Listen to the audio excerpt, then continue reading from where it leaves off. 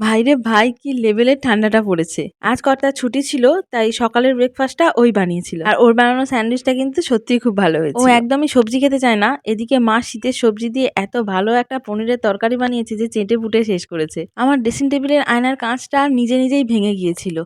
তো আমাদের একটা আলমারি কেনা হয়েছে, তো সেটা ডেলিভারি নেওয়ার সময় এই কাঁচটাও চেঞ্জ করে দেওয়া হয়েছে।